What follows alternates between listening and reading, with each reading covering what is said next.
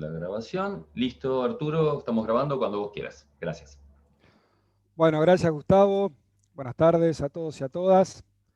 Bienvenidos a la continuidad de este congreso, quinto congreso de Estado y Políticas Públicas de Flaxo Argentina y de UMED. Ustedes saben que hemos arrancado ayer con numerosa cantidad de paneles durante todo el día. Hemos tenido hoy también paneles desde la mañana, en todo momento, con funcionarios, funcionarias, investigadores. Y mañana vamos a tener una tercera jornada también de intercambios, también con la participación de referentes regionales, ya lo habrán visto en el programa de nuestro congreso. Y hoy el tema que nos convoca es muy singular y significativo. Vamos a hablar de recursos naturales, vamos a adentrarnos en el siempre interesante debate, quiero decir, entre recursos naturales y desarrollo. Ustedes saben que en las ciencias sociales todavía la agenda sobre el impacto de los recursos naturales en el desarrollo económico es una agenda subestudiada.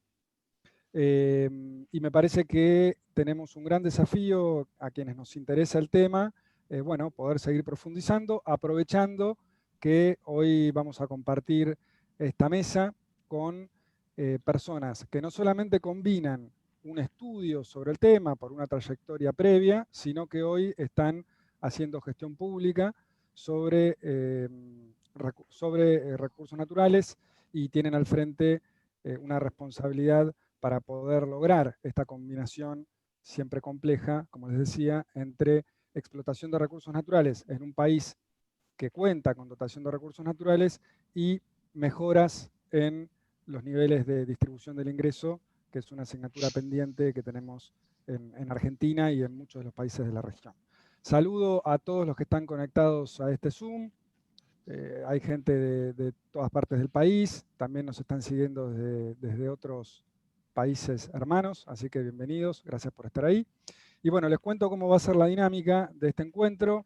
Vamos a tener 3 intervenciones de nuestros expositores y expositoras, y luego vamos a dar lugar a una ronda de intercambios, para lo cual les pido que vayan dejando sus dudas, sus planteos, sus inquietudes en el chat.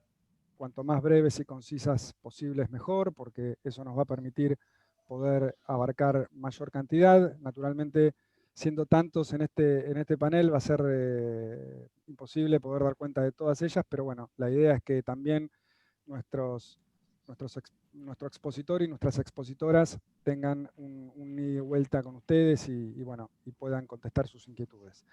Nos acompañan hoy aquí en este panel que tiene el provocativo título de si los recursos naturales son una bendición o una maldición. No creo que podamos responder semejante inquietud en un panel de 2 horas, pero bueno, intentaremos adentrarnos en algunas de estas cuestiones. Y decía, nos acompaña Laura Rópolo. Laura actualmente es subsecretaria de Desarrollo Minero de la Secretaría de Minería de la Nación. Es economista, pero además es una estudiosa y preocupada funcionaria por las cuestiones del desarrollo, por las cuestiones de la competitividad, de la sustentabilidad, de la innovación territorial. Tiene cursos de grado y posgrado. Nos acompaña también Silvina Córdoba. Silvina es funcionaria del gobierno de la provincia de Santa Cruz. Es allí ministra de la Producción, Comercio e Industria, y la verdad que su mirada abocada a un territorio específico de nuestro país que tiene una estructura productiva muy ligada a la explotación de recursos naturales, tanto hidrocarburos como minería, me parece que va a ser muy enriquecedora. Y finalmente estamos esperando, para que lleguen unos minutos más, a Daniel Stenger. Daniel Stenger es sociólogo, es actualmente el director del CEP 21, el Centro de Estudios para la Producción del Ministerio de Desarrollo Productivo. Es doctor en Sociología Económica y una persona que ha estudiado mucho las trayectorias nacionales de desarrollo de muchos países, ha publicado muchos trabajos sobre desarrollo económico comparado, y bueno, en esta idea de discutir el desarrollo a partir de la explotación de recursos naturales, nos parecía que podía ser un aporte también muy medular para escuchar y para intercambiar con él. Esa es la propuesta. Vamos a arrancar entonces con Laura. Laura, gracias por estar hoy aquí en Flaxo, en este congreso, y bueno, te damos la palabra. Muchas gracias a todos. Básicamente agradecer la participación, la invitación a participar en este panel. Al título desafiante, como tú dices, de minería, maldición o bendición, a las instituciones que organizan estos espacios, felicitando el espacio, porque por ahí, tanto como Silvina en la provincia y yo hoy en la Nación, hacer un corte a esta hora del día y poder trabajar con gente de las ciencias sociales en el ámbito de un seminario, de un congreso, justamente de Estado y política pública, es parte de nuestra función, de nuestra responsabilidad como funcionarios públicos, la escucha activa. Entonces voy a tratar, en términos de la consigna que nos dieron, soy de bastante hablar, de limitarme a lo que me plantean, y un poco tratar de motivar a todos los participantes a la reacción a las líneas o al planteo que uno da.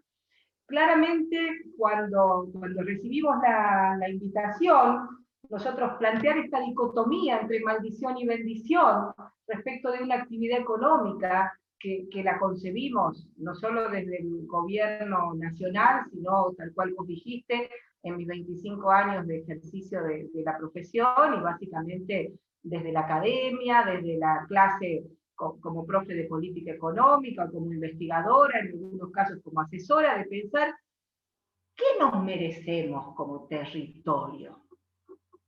Tenemos la oportunidad de cambiar la historia en muchos sentidos. Cuando uno tiene esa posibilidad de cambiar realidades, no solo económicas, sino tal cual vos dijiste, territoriales, y lo mira desde afuera, ¿no? Claro, y desde la teoría, como vos decís, hay mucho escrito en las ciencias sociales y en todos los marcos, tanto teóricos como metodológicos del desarrollo territorial. Claramente, lo primero que a uno le viene es, ¿qué quiere el que está en el territorio? Tiene derecho a repensar lo que quiere, y puntualmente, y voy a ahondar precisamente a uno de los recursos naturales que hoy en día tengo una función específica en la Secretaría de Minería, que es la minería, y Argentina es un país representativo, republicano y federal, ¿no? Por constitución, las provincias son las dueñas de los recursos naturales de todos. Hay 23 provincias más ciudad autónoma en nuestro país. Todas tienen potencial minero geológico. La minería, por código minero, es de primera, de segunda y de tercera categoría. Se puede trabajar en distintas dimensiones. Hay minería de gran escala, más joven que la minería de pequeña escala, y generalmente asociada la minería de primera categoría a grandes establecimientos, de una forma que desnota el término. Se usa o usan un concepto que en la academia no existe, que es la megaminería. Tratando de dar un poco de luz a ese concepto, lo primero que diría, y voy a ir al grano, porque si bien minería en nuestro país, como decía recién, lo tenemos específicamente en todas las provincias, la gran dicotomía por ahí se da en este tipo de minería, de la más nueva, de la que tenemos 15, 20 años de historia, es la que puede hacer un cambio. Nosotros, para terminar de caracterizar, antes de entrar a mi opinión institucional y personal respecto a la minería como factor de desarrollo, estoy convencidísima que sí lo es, y hay territorios donde ya hay evidencia concreta de que esto es así. Y desde esa lectura práctica me gustaría sacar 2 o 3 tópicos y de ahí conversar. Hoy Argentina 2020. Argentina 2020 tiene 23 provincias, tiene no más de 600 pequeña y mediana empresa asociada a la minería no metalífera y de rocas de aplicación, que es la minería histórica, la tradicional que conocemos. Piensen en las canteras y caleras de Córdoba de granito, piensen en los mármoles y travertinos de San Juan, en algunas piedras en la provincia de San Luis, piensen en Olavarría, piensen en las cales y las calizas de San Juan también, digamos, de mucha minería asociada a materiales de la construcción, a rocas ornamentales, ¿no? Eso nos caracterizó durante mucho tiempo. Después de mucha exploración, de mucho trabajo de algunas provincias que decidieron en explorar ese potencial, junto con las universidades, juntos con quienes se prepararon para esto, se pudieron viabilizar algunos proyectos. Hoy en producción tenemos 16 establecimientos de minería metalífera y de litio. Algunos de ellos, y Silvina puede explicar, porque Santa Cruz lidera en términos de generación de divisas, junto con San Juan, Catamarca, Jujuy, las provincias que decidieron decidieron como política de Estado que una de sus vocaciones productivas, que es la minería metalífera, sea quien les dé la oportunidad a sus territorios, junto con su gente lo decidieron. Por eso al inicio de la charla yo lo planteaba: pregúntenle a las provincias y a la gente de su territorio, tanto sus gobernantes como sus ciudadanos y sus representantes institucionales, si quieren o no quieren minería. Y salgamos de esa dicotomía.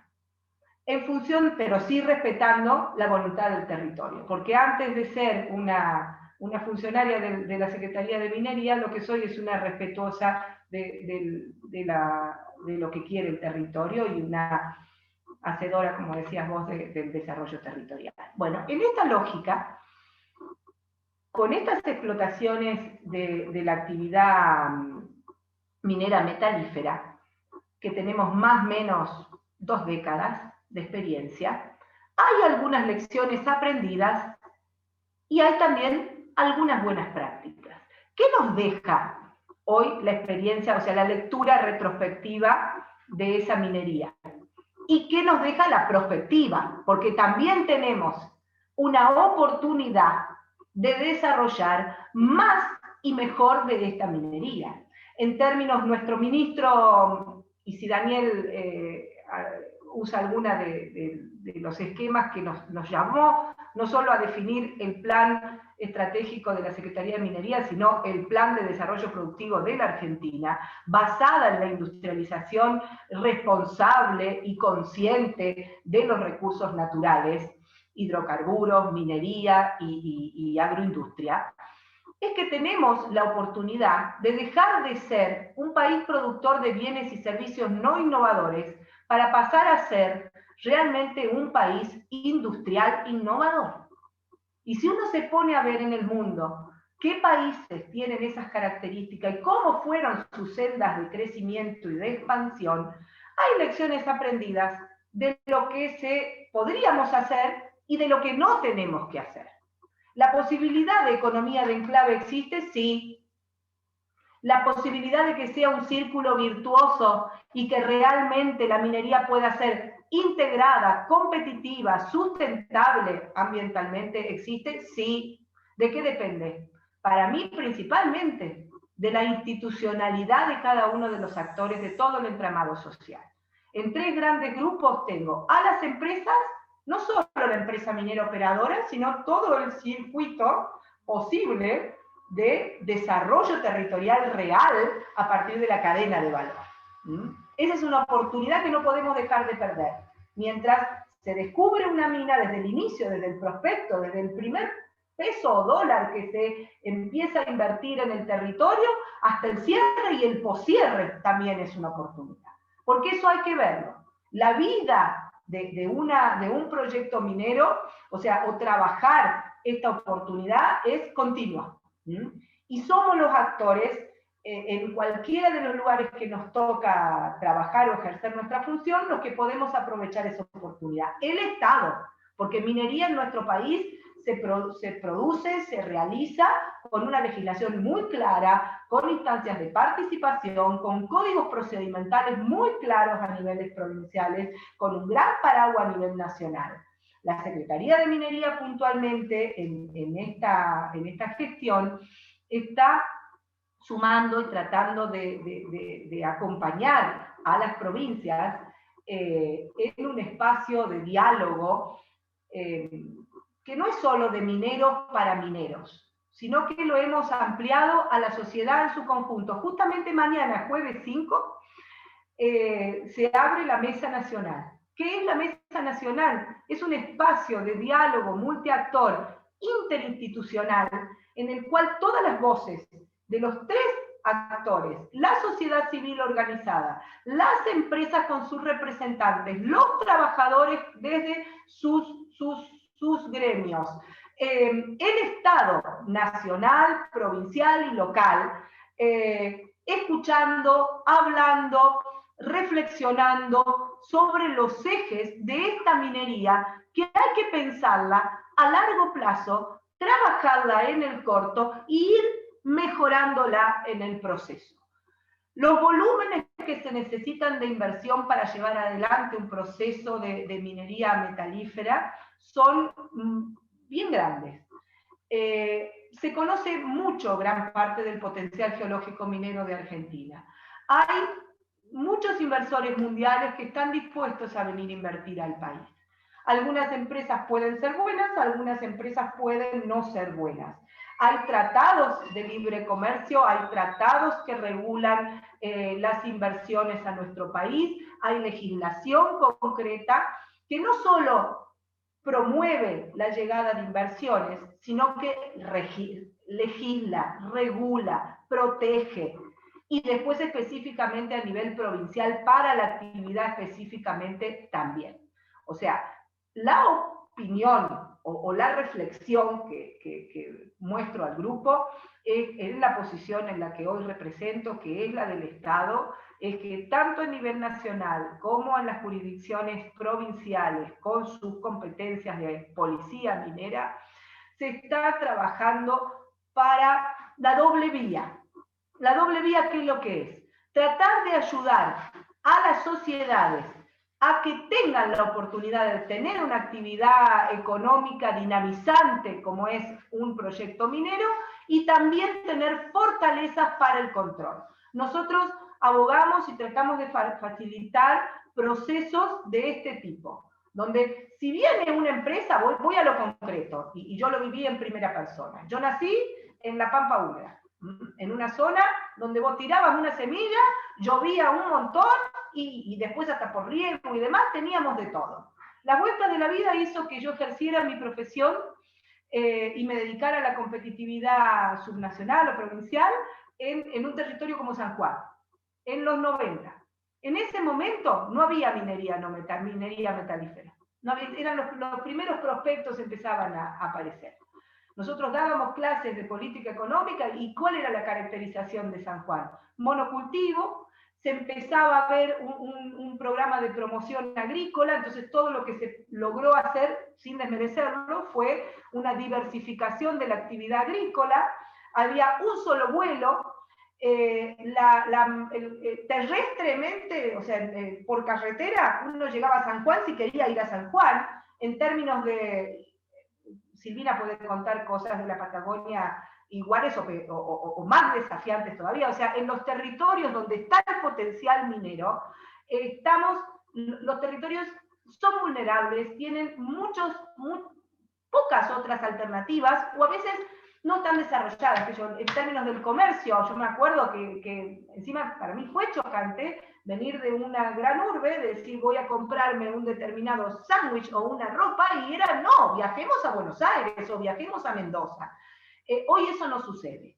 La posibilidad de traer, acercar las oportunidades a las personas en términos de salarios, en términos de ingresos, en términos de oportunidades de trabajo. Hoy, la minería argentina, de manera directa, permite el empleo a más de 25.000 personas.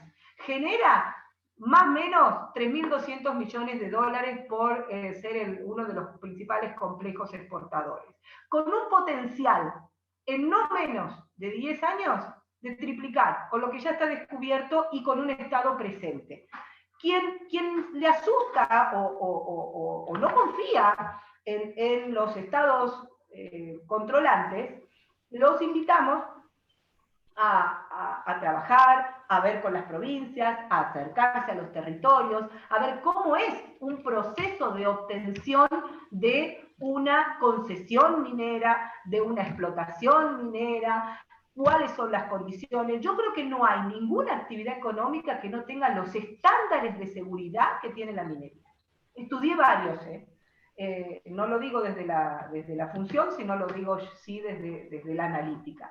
La posibilidad de generar procesos de innovación territorial a todo sentido, no solo tecnológicos, sino sociales, que nos permite un territorio con un Estado provincial decidido a sacar a su gente de la pobreza en términos de ayudarles a tener oportunidades, a que no venga cualquier inversión extranjera con contratos globales cerrados, sino a que verdaderamente se integren las capacidades del territorio y que cada dólar de inversión sea una oportunidad de desarrollar una minería, una cadena de valor de industria asociada.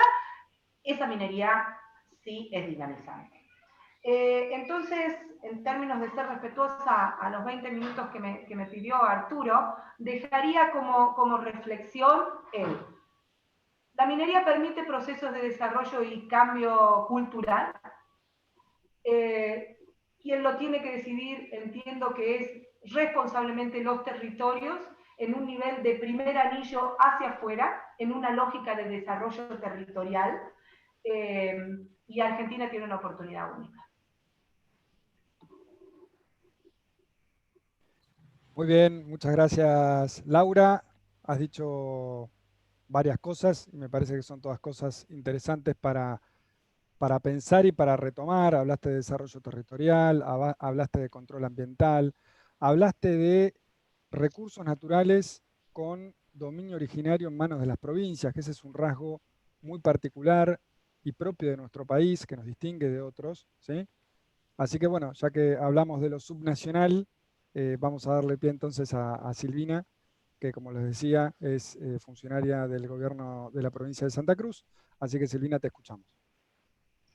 Bueno, buenas tardes a todos, a todas. Como bien decía Arturo, desde el 10 de diciembre del año pasado soy la primera mujer ministra de la producción en Santa Cruz, que bueno, aquellos que entienden la cuestión de género entenderán que es un desafío enorme, más en época de pandemia, porque, bueno, la verdad que no estaba en los planes de absolutamente nadie una pandemia ya de tantos meses. Creíamos que para esta época del año íbamos a tener todo relativamente resuelto. El Ministerio de la Producción, Comercio e Industria es un ministerio muy grande, muy amplio de prácticamente casi todas las actividades productivas. Del ministerio depende, bueno, el área de Comercio e Industria, depende la Secretaría de Pesca, depende el Instituto de Energía, que todo lo que hace a petróleo y gas está concentrado allí. Depende la Secretaría de Transporte, depende la unidad ejecutora portuaria, o sea, todos los puertos que tenemos en la provincia. Depende también, a ver qué me está faltando, y depende de la Secretaría de Minería también, con lo cual, salvo lo que es la ganadería y la agricultura, que depende del Ministerio de Economía, prácticamente el resto de las actividades productivas o económicas están bajo esta cartera. Así que mirá si me interesará el tema de recursos naturales, bendición o maldición, como bien dice el título. Para nosotros los recursos naturales hacen al desarrollo de la provincia. Ustedes saben que nuestras principales actividades económicas, como recién enunciaba, tanto la minería, el petróleo, la pesca. La otra área que depende del ministerio es la Secretaría de Turismo. Esa es como la parte entretenida, digo yo, del ministerio. También depende de la Secretaría, y el turismo también es una actividad productiva basada en nuestros recursos naturales. Con lo cual, si es bendición o maldición, yo diría que siempre es bendición, en tanto todos los ciudadanos y ciudadanas seamos responsables, digamos, de los recursos que administramos, y que el Estado tenga una visión de cuidado de esos recursos, con el desarrollo del territorio, de las comunidades, de la gente que vive. Para nosotros los santacruceños y para la Patagonia en general, ustedes saben que hemos siempre estado alejados de los grandes centros industriales del país, de la historia del país, por así decirlo, del desarrollo económico productivo más fuerte. Pero bueno, creo que también con los años hemos ido generando una impronta, y en esto de que nuestro principal sistema productivo está basado en nuestros recursos naturales, también tenemos que tener una visión a largo plazo de esos recursos, como decía recién, con cuidado, y con cuidado ambiental y con el desarrollo. Decía que, bueno, hace un par de años, en el año 2009, y esto creo que me parece que es un hito importante, ustedes saben que la provincia de Santa Cruz es una de las provincias, la segunda provincia o tercera, depende si contamos la Antártida, más grande del país, con la menor densidad poblacional de la Argentina. Y tenemos una ley desde el año 2009 que está zonificada las actividades productivas.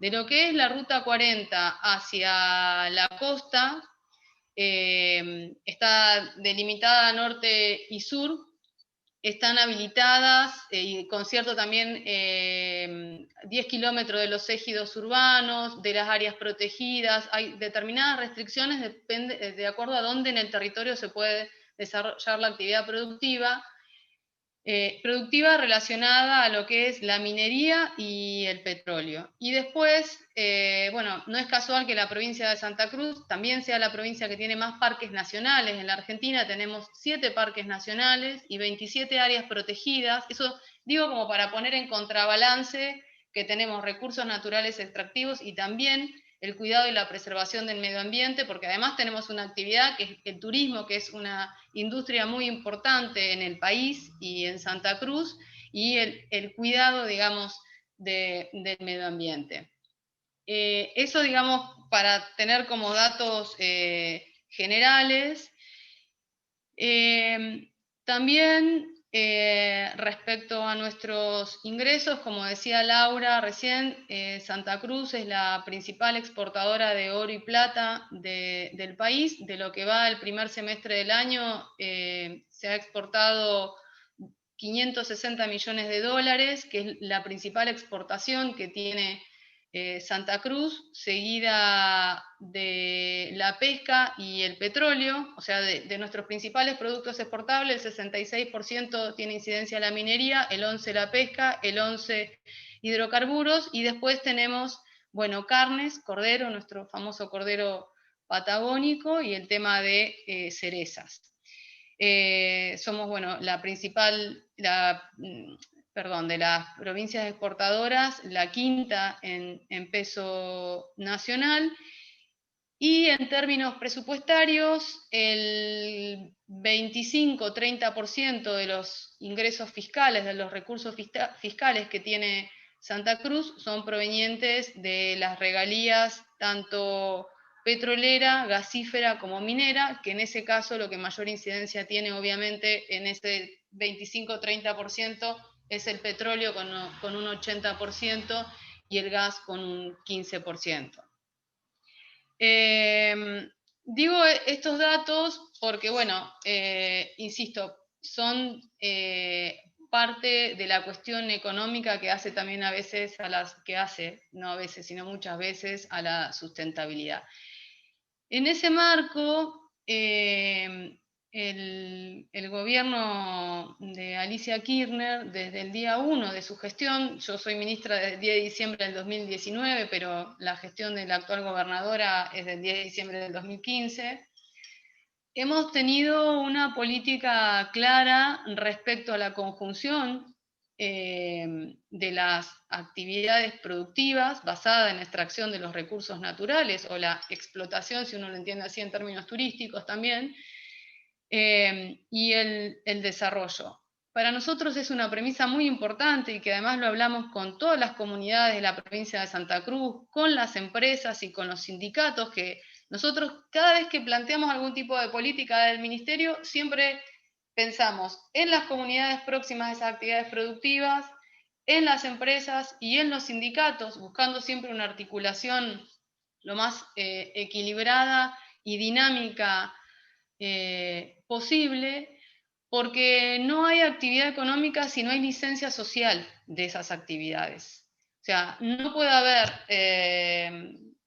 recursos naturales, sustentabilidad territorial, sustentabilidad de las localidades, si no hay una licencia social. ¿Y cuáles son los grandes ejes o los pilares o cuáles son las políticas que trabajamos para mantener esa licencia social?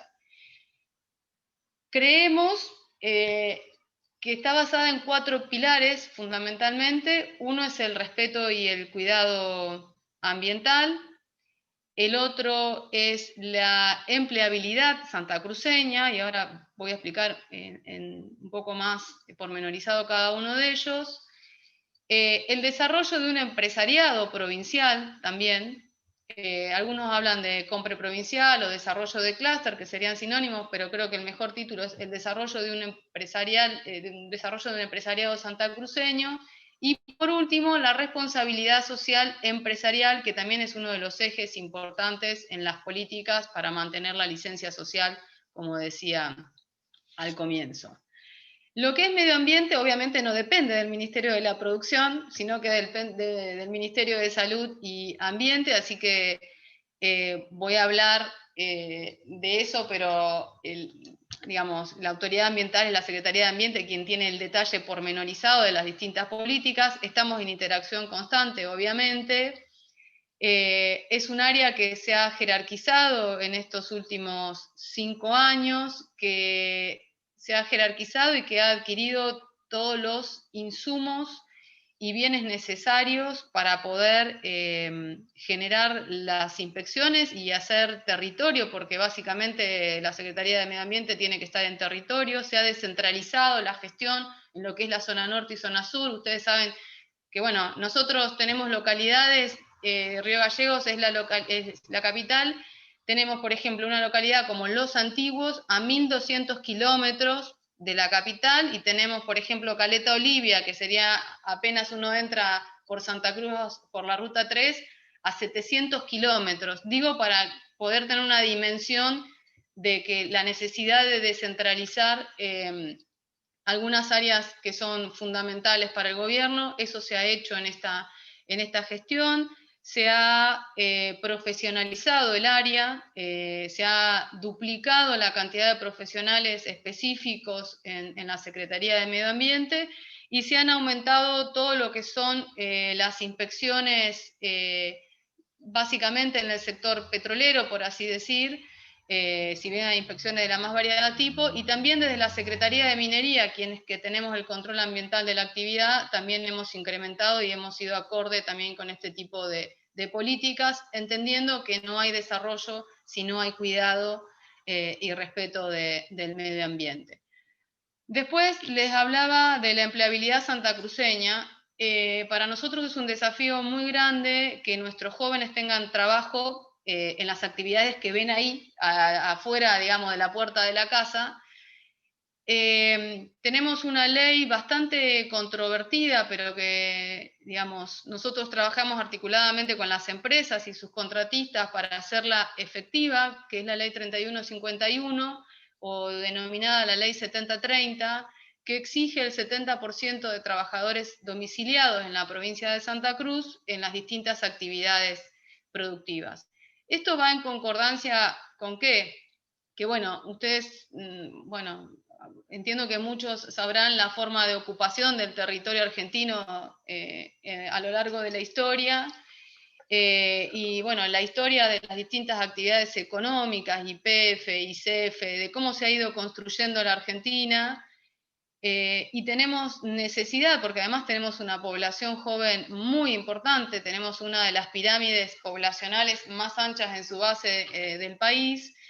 Necesitamos generar puestos de trabajo para los santacruceños en las actividades económicas productivas que tiene Santa Cruz, y además necesitamos desarrollar trabajos o puestos de trabajo de calidad para los santacruceños. Tenemos cerca de 60.000 empleos privados registrados, de los que el petróleo, por ejemplo, genera 7.000 puestos de trabajo directo, 12.000 si contamos los directos e indirectos. La minería tiene cerca de 5.000 puestos de trabajo directo y cerca de 7.000 también si contamos los indirectos. La pesca tiene cerca de 4.000 y el turismo otros 6.000 puestos de trabajo que generan.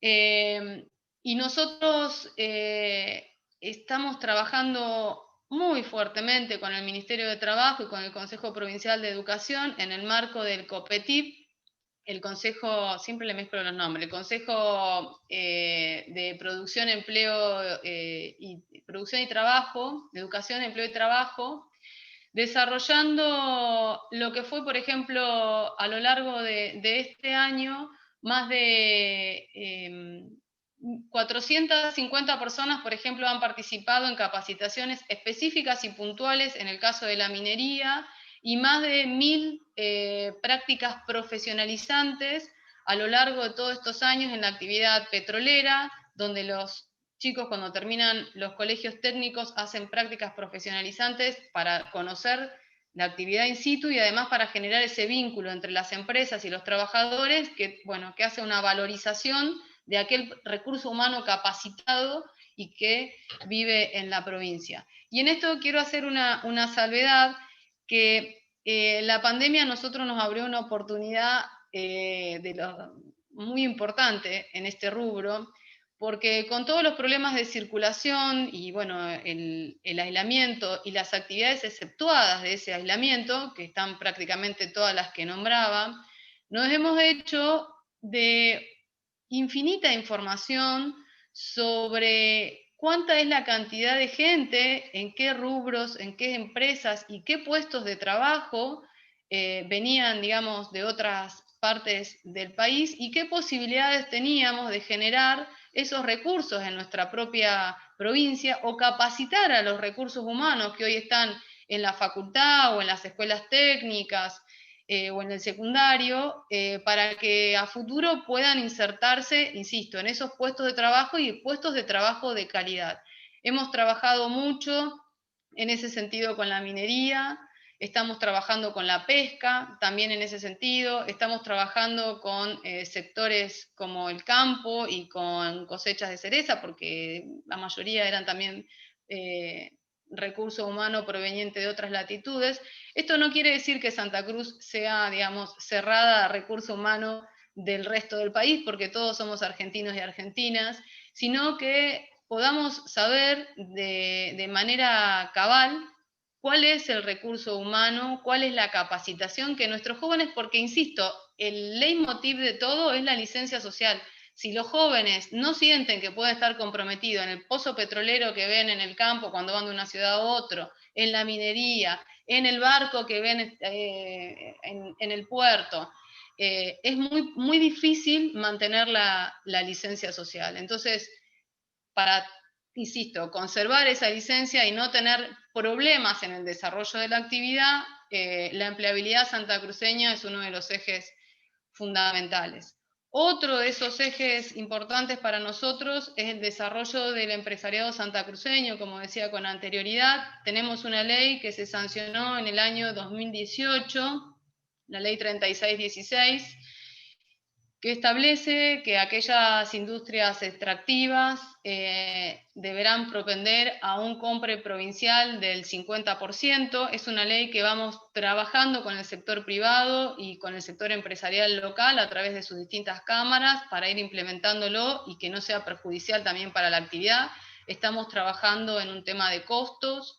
Estamos trabajando en mesas de negocios puntuales y rondas de negocios para establecer cuáles son las necesidades que tienen las empresas de cualquier rubro productivo y cuáles son las capacidades o las capacitaciones o las mejoras que deben hacer nuestras propias empresas. Hemos largado líneas de crédito para sostener el sector y estamos trabajando en este caso también con la Secretaría de Minería de Nación para el desarrollo de proveedores locales en esta actividad. En esta ley lo que también nos ha permitido es generar un registro de empresas, de todas las empresas que desarrollan actividades productivas en Santa Cruz, se inscriben en este registro que se llama RUPAE, y ahí existe una clasificación, si es una empresa santacruceña, una empresa intermedia o una empresa de fuera de Santa Cruz, y con eso trabajamos con las operadoras y con las empresas mineras para ver los porcentajes de compra o cuáles son, digamos, aquellas posibilidades de negocios que tienen nuestros empresariados o cómo debe mejorar nuestro empresariado en función de las exigencias que tienen las distintas industrias. Esto es un sector clave porque sucede muchas veces, y este es el trabajo creo que más difícil, que uno ve en lugares como Perito Moreno, que es un pueblo cerca al norte de Santa Cruz, al noroeste de Santa Cruz, donde están las dos principales minas, Newmont y Minera Santa Cruz. Bueno, entonces el pequeño comerciante o el empresariado medio de ahí dice, bueno, pero las mineras no me compran, entonces hay cierta reticencia y ciertas, digamos, a veces dificultades de interacción, e insisto, la licencia social es lo más importante, entonces buscamos mecanismos, mesas de diálogos, mesas de trabajo para que esa articulación se pueda dar y para ir también desarrollando mejor nuestro empresariado igual, ¿no? Y por último... Silvina, 5 minutos. 5 minutos y termino. Y por último, lo otro que hace la licencia social es la responsabilidad social empresaria, que a partir del año 2016, en abril de 2016, se estableció un fideicomiso en el que aportan las empresas mineras y petroleras en función, bueno, del precio internacional del commodity, del oro, en este caso, que, bueno, con ese fideicomiso que hasta el día de la fecha lleva más de 2.600 millones de pesos recaudados, se han financiado obras emblemáticas para las localidades vinculadas o no a las actividades productivas. Ahí es como una distribución igualitaria territorial sobre lo que genera cada una de las actividades. Se ha, por ejemplo, como grandes obras, se ha ampliado el Hospital Regional de Río Gallegos, la planta de ósmosis en Caleta Olivia, que era una demanda histórica para la zona norte, para la provisión de agua, la línea de 132, que va a unir la zona norte con Perito Moreno, que es digamos, una de las localidades mineras por antonomasia.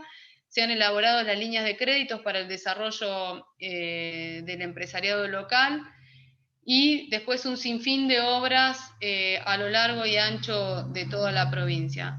Así que bueno, frente a esta dicotomía recursos naturales, bendición o maldición, creo que nosotros desde la política o los que tenemos responsabilidad política debemos buscar siempre el equilibrio para el desarrollo de las actividades, para la sostenibilidad del territorio y sobre todo, digamos, la preservación y el cuidado del medio ambiente y de nuestros recursos, que no hay actividad económica tampoco que no haga uso de los recursos. Así que, bueno, muchas gracias por la invitación y bueno, quedaremos después a disposición para preguntas y consultas. Muchas gracias. Gracias a vos, Silvina. Bueno, muy interesante escucharte. por varios motivos. En principio, me parece que de tu relato se desprende las exigencias para la gestión pública que supone el manejo de recursos naturales en un territorio. Pienso en la multiplicidad de acciones que se pueden encarar desde un gobierno provincial cuando se cuenta con recursos naturales, la posibilidad de utilizar los recursos económicos provenientes de esa explotación hacia otros objetivos. Así que bueno, me parece que fue interesante tu mirada, sobre todo porque muchas veces cuando hablamos de recursos naturales, por ahí nos falta esa mirada de los gobiernos locales que son actores claves en este proceso. Bueno, ahora sí le vamos a dar entonces la palabra a Daniel. Antes de escuchar a Daniel, les cuento, somos más de 70 personas aquí en el Zoom, con gente que nos está siguiendo desde Venezuela, con gente que nos está siguiendo de toda la Argentina, de Catamarca, de Jujuy, de Salta. Hay gente por ahí también de la provincia de Buenos Aires, de Santiago del Estero, así que muchas gracias por estar ahí. Y ahora sí, vamos a escuchar a Daniel, como les decía, para los que se engancharon un poquito más tarde. Daniel es director del Centro de Estudios para la Producción y además de ser un gran divulgador de la ciencia, ¿sí? Y gran compañero, bueno, es una persona que ha estudiado muy detenidamente las trayectorias nacionales de desarrollo, el desarrollo económico comparado, y va a ser muy interesante escucharlo. Así que, Dani, bienvenido, muchas gracias por estar y te escuchamos. Bueno, muchas gracias por la presentación, Arturo. Buenas tardes a todas y todos.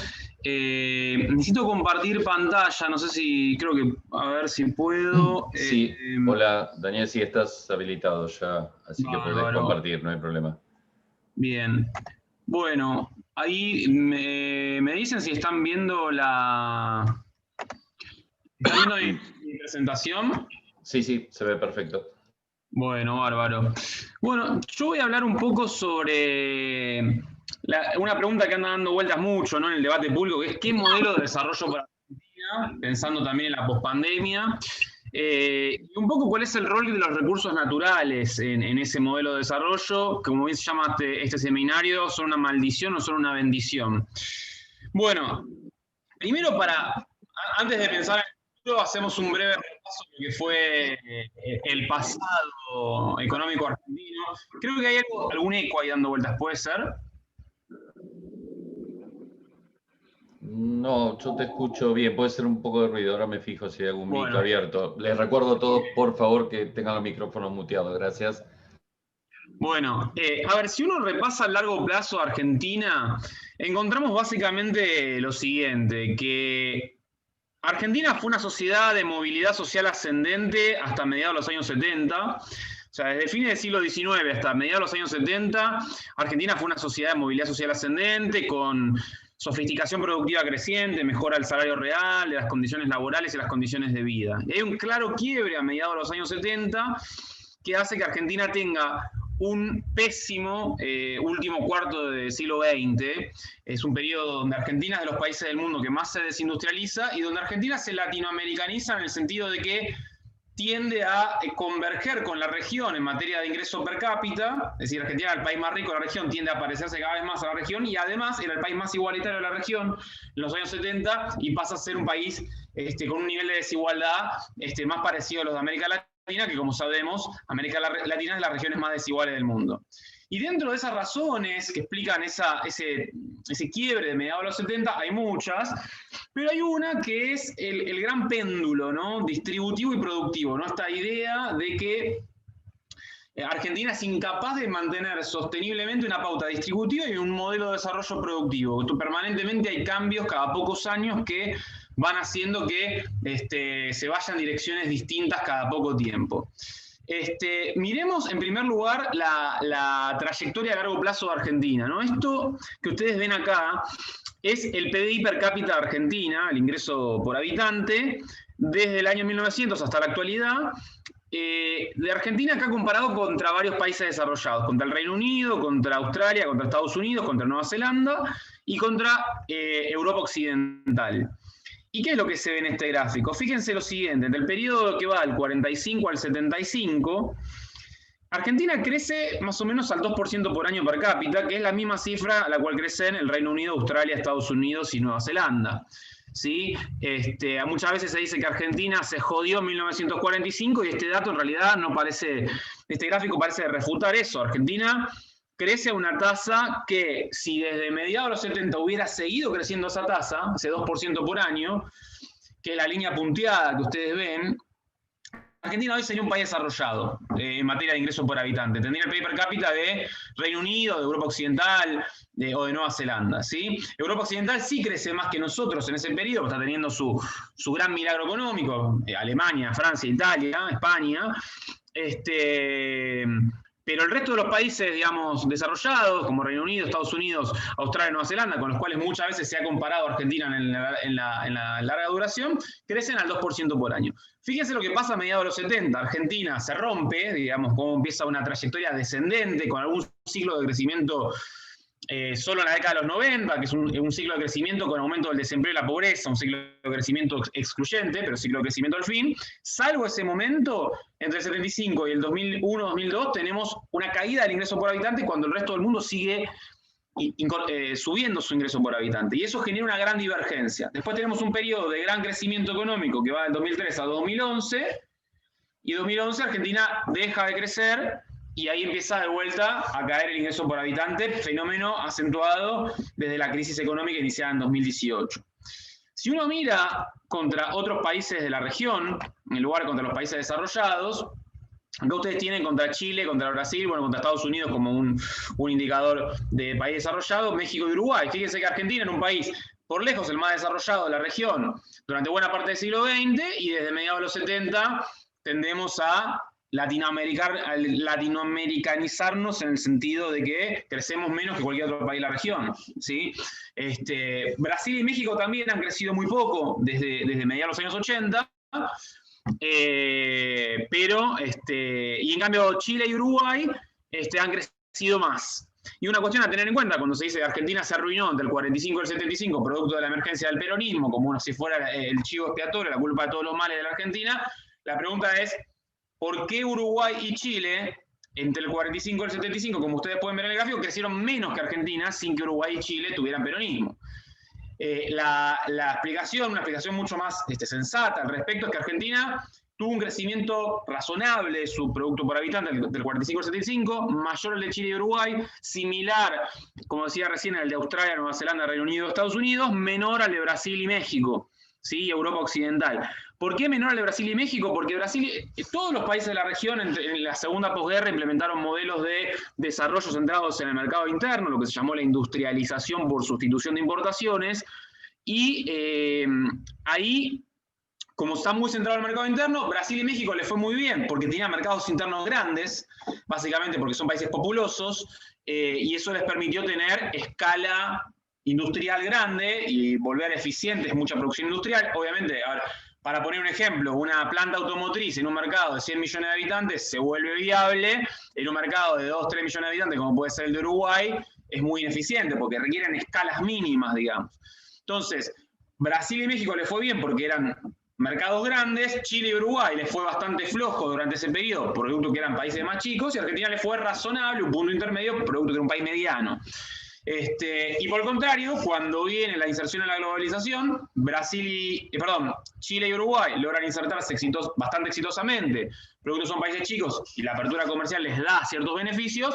Argentina, Brasil y México, que se habían industrializado bastante en los años previos, tienden a tener una trayectoria muy deficiente, en el caso de Argentina, de las peores del mundo desde los años 70 en adelante. ¿Y cuál es una de esas razones que explica el por qué Argentina le fue tan deficientemente y peor que a otros países? Una de las razones tenía que ver, yo decía, con este péndulo, ¿no? La falta de rumbo productivo y distributivo. Este gráfico, tomado de un trabajo de un economista llamado Martín Rapetti, lo que les muestra es básicamente lo siguiente. En la parte de arriba se ve el tipo de cambio real bilateral de Argentina. Esto significa, cuando la curva sube es que hay una devaluación y Argentina se vuelve barata en dólares, ¿sí? Y cuando baja la curva hay apreciación del tipo de cambio. Argentina se vuelve cara en dólares, ¿sí? Y la parte de abajo del gráfico lo que muestra la participación de los asalariados, de los trabajadores en el ingreso, ¿sí? ¿Y qué se puede ver acá? Básicamente un espejo. cuando tiende a haber apreciación del tipo de cambio, ¿sí? Argentina se vuelve cara en dólares, hay una mejora de las condiciones de vida de los trabajadores y una mejora distributiva, y a lo contrario ocurre cuando hay devaluaciones. ¿Sí? Esto es bien sabido, lo hemos visto en los últimos años. Cuando hay devaluación, lo que ocurre es una transferencia de ingresos desde los, digamos, los consumidores y los trabajadores hacia los sectores exportadores. Y viceversa cuando hay una apreciación del tipo de cambio. Ahora bien, ¿qué pasa? ¿Por qué Argentina no puede sostener en el tiempo esa mejora en las condiciones de vida de los trabajadores? Básicamente porque la apreciación del tipo de cambio, si no va acompañada de una transformación de la estructura productiva, termina haciendo que el modelo de crecimiento se vuelva insustentable. Básicamente por lo siguiente: cuando suben los salarios, o sea, vamos la siguiente cadena causal. Cuando hay apreciación del tipo de cambio, la inflación tiende a desacelerarse, en general los salarios tienden a ganarle a la inflación, eso genera una mejora del poder adquisitivo, la mejora del poder adquisitivo genera una mejora del consumo y por lo tanto de las ventas de las empresas, la economía empieza a caminar, se genera empleo y hay una bonanza. El tema es que siempre que mejora la actividad económica, las importaciones suben. ¿Por qué suben las importaciones? Básicamente cuando nos sube el salario real, cambiamos el celular, que tiene un contenido importado, cambiamos el auto, que tiene mucho contenido importado, nos vamos de vacaciones a Uruguay, Brasil o alguna otra parte del mundo. Eso implica una importación de un servicio en definitiva, o las empresas venden más, necesitan reponer maquinaria, necesitan insumos que son importados, muchos de ellos. Entonces, siempre que hay crecimiento económico necesitamos importaciones. ¿Y las importaciones qué implican? Dólares. ¿Y esos dólares de dónde vienen? De las exportaciones. Entonces, o pueden venir eventualmente de la deuda externa, pero sabemos que eso... O sea, deuda externa no suele ser sustentable en el tiempo, es algo que se utilice para infraestructura, algunas cosas que permitan mejorar la estructura productiva. Entonces, básicamente lo que ocurre es que cuando hay un crecimiento económico, suben las importaciones, yo tengo que financiar eso con las exportaciones. Y muchas veces cuando hay apreciación muy rápida del tipo de cambio, muchas industrias, muchos sectores dejan de ser competitivos ante el exterior y no pueden salir a exportar. Entonces eso arma un cuello de botella, ¿sí? Porque nosotros lo que más queremos es subir el salario real, mejorar la distribución del ingreso, eso necesariamente implica más importaciones, yo necesito obtener los dólares de algún lado. Y en ese sentido, la forma de obtener los dólares sin tener que recurrir a devaluaciones tiene que ver con mejorar la estructura productiva, ¿sí? Desarrollar nuevos sectores, ahí los recursos naturales tienen mucho para aportar, ¿sí? Y también desarrollar otros sectores lejanos a los recursos naturales. Que Argentina haya tenido entre 2003 y 2011 el único proceso de movilidad social ascendente significativo de los últimos 40 años, muy significativo, con baja de la pobreza, la desigualdad, el desempleo, la informalidad laboral, solo se puede explicar, o sea, en parte se debe mucho a las políticas internas que se aplicaron, pero eso hubiera sido imposible con el alcance que se hizo sin la gran mejora de los precios de exportación que hubo en la región en esos años.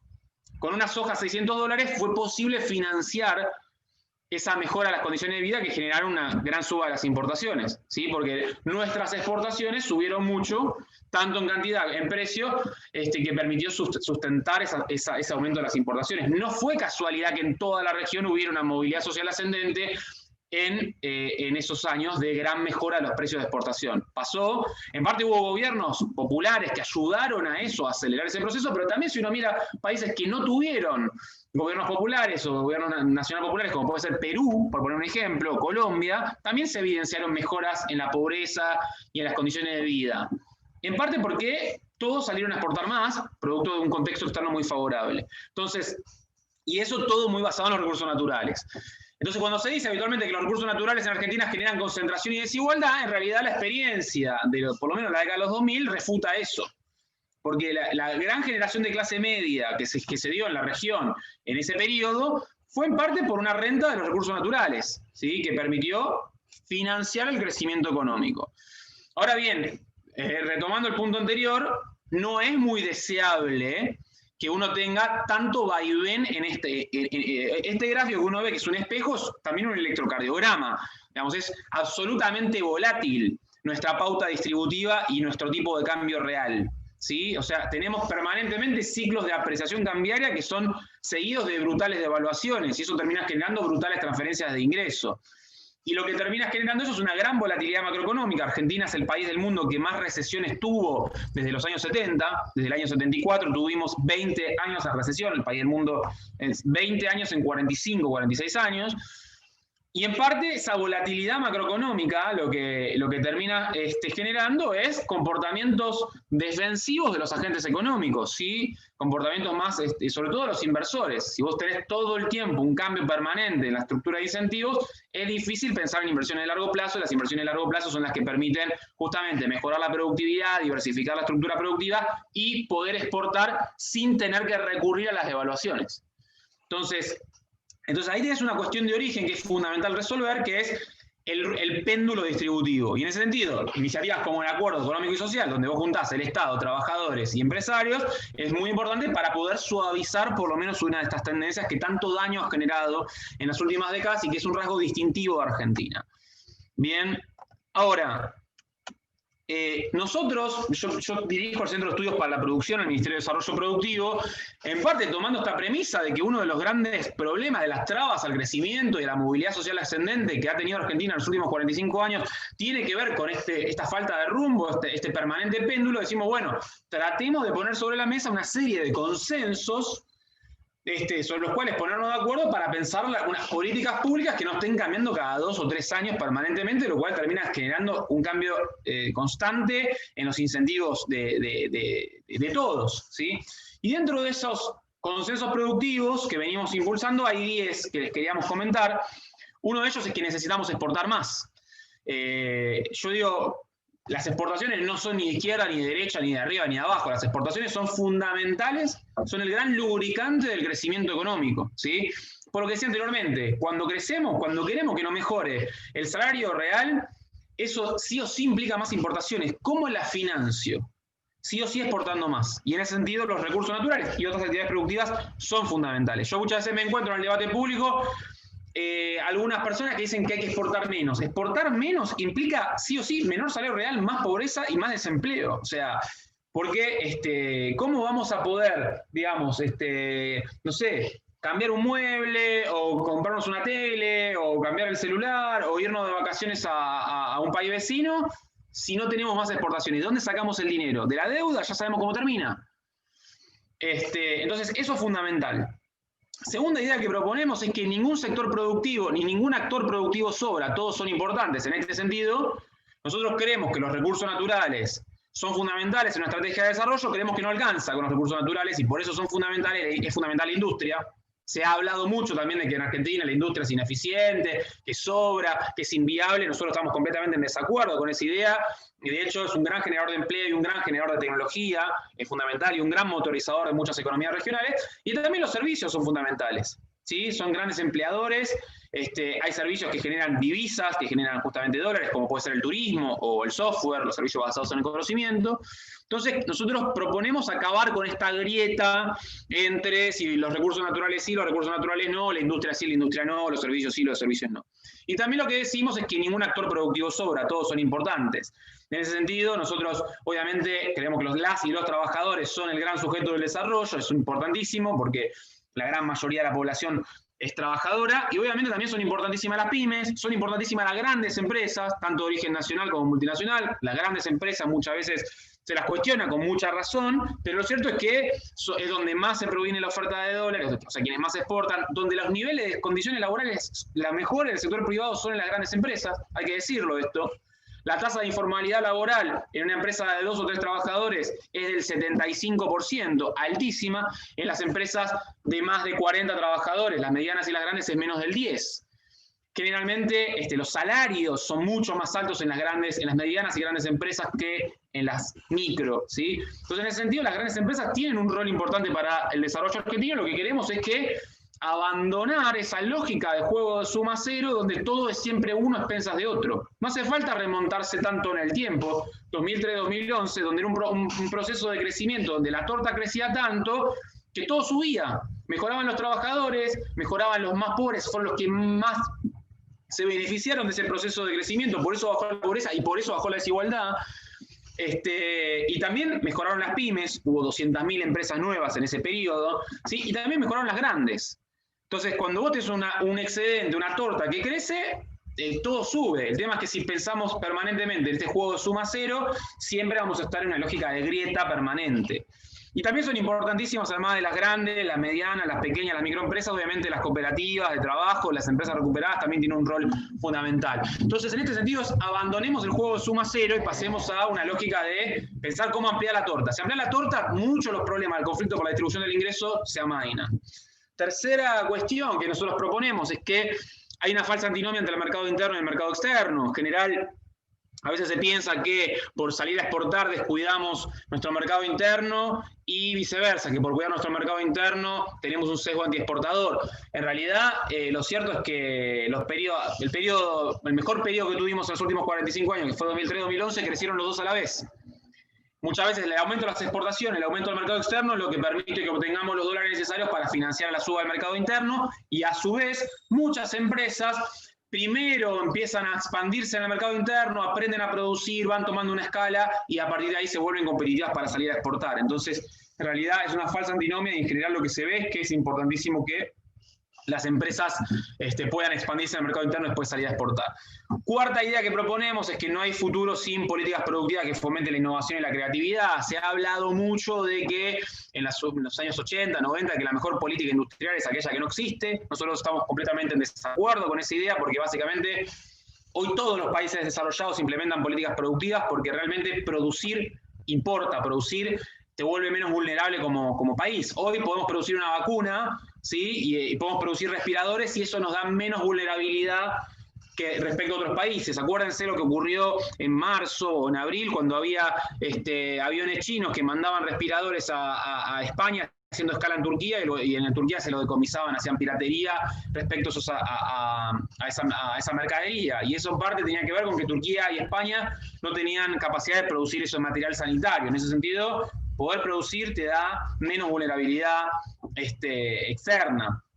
Y en ese sentido las políticas productivas son muy relevantes. Quinta cuestión, y eso tiene mucho que ver con los recursos naturales. Ninguna política productiva será sustentable si no piensa la dimensión ambiental. Tenemos que abandonar la idea del siglo XX de que hay que maximizar el PBI a toda costa. Claramente aumentar el PBI es fundamental desde ya, porque es ampliar la torta y de esa manera financiar la movilidad social ascendente, la mejora de la pobreza, la desigualdad, el desempleo, etcétera, pero hay que hacerlo con sustentabilidad ambiental y con las mejores prácticas ambientales. Si no, tenemos un problema severo. Digamos, hoy estamos ante un cambio climático que amenaza la existencia de nosotros como especie, digamos, y es fundamental trabajar con eso, siempre saliendo por arriba, es decir, con más tecnología, no volviendo a prácticas productivas del pasado. Es decir, ante el desafío ambiental es buenísimo tener más energías renovables de punta, no apagar todas las industrias y producir menos, como a veces también se escucha. Sexta idea que proponemos es que una macro estable es fundamental para el desarrollo productivo y la creación de empleo de calidad. Sin macro estable lo que podamos hacer de las políticas productivas es muy poco, es fundamental porque es en definitiva donde se delinean las reglas de juego y el esquema de incentivos sobre el cual se inscribe la población. Séptima idea que proponemos es que para bajar la pobreza y la desigualdad, que es lo que más queremos, necesitamos un Estado que promueva la inversión privada y el aumento de la productividad. ¿Por qué? Justamente cuando decimos productividad es, primero, no hay ningún proceso de mejora sostenible de la calidad de vida de las mayorías si mejora la productividad. Por poner un ejemplo, el mayor proceso de generación de clase media en Occidente fueron los 30 años gloriosos que siguieron la segunda posguerra, los estados de bienestar europeos.